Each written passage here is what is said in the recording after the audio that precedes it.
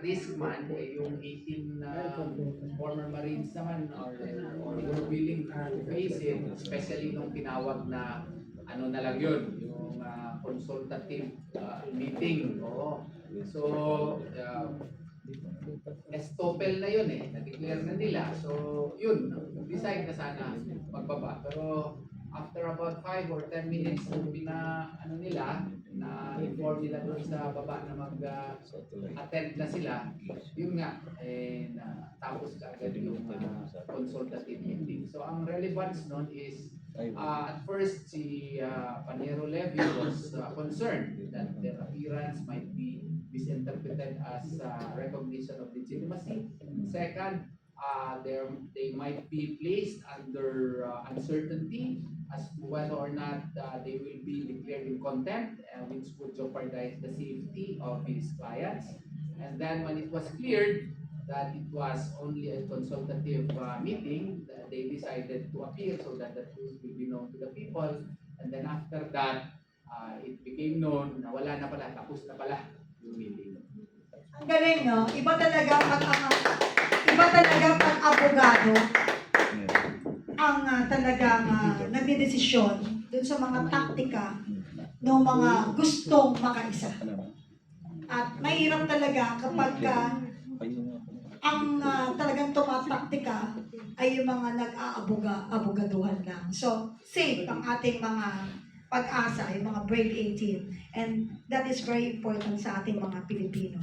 And now, hindi ko natatanungin sa iyo yun, ha? Ano ka, Astra, okay na yun.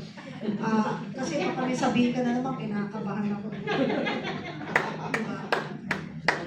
Next question, Attorney Astra, what do we make of the refusal or non-appearance of other invited personalities, including lawmakers from the House?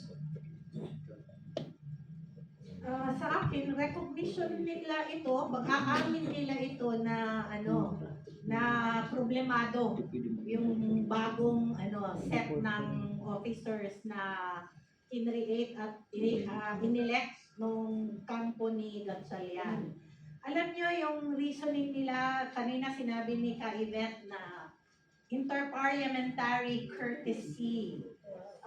Dito ko naman na-appreciate si Kong Pito Alvarez, di ba, nung nakaraang hearing na bigla siyang sumipot.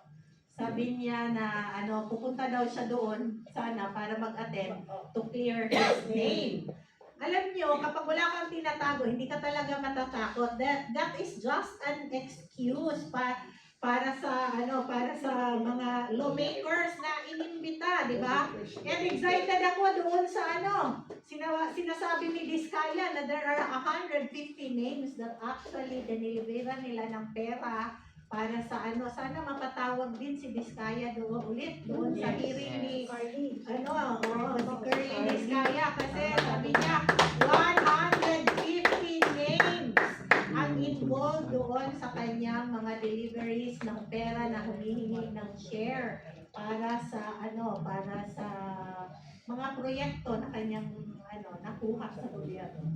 Kapenny, papasingit lang po, yun ho ang this question crossed my mind. Si Curly Diskaya was under Senate custody, correct? Tapos, hindi ko po ma-remember bakit siya tinanggal sa Senate custody at ibinyahe. Alright? So I think he'll be incarcerated. And then that is when he said, because of this, sige, hindi lang 17 pero 150 names, no, ang ating isisiwalat. What happened dun sa situation na yun, if anybody would know? Bakit tinanggal siya bigla sa Senate custody? Result ng ICI yata ito, attorney. Yung paglipat kay Diskaya, wala na sa Senate custody. Binitawan siya ng Senate para doon sa proper criminal case na pinay ng ICI against him. Wala na siya. So wala na siya sa jurisdiction ng Tsaka ito pa yung nakakatawa, if gusto mo ng katotohanan, kasi di ba yung asawa niya si Sara Diskaya? Bakit doon pinadala sa Cebu province? Kung gusto mo ng katotohanan, nandito yung mga investigasyon at nandito yung mga nandun nakakulong sa sa Cebu. Nilayo nila ng sige, pabalikin niyo din dito yun si para sa investigasyon, no?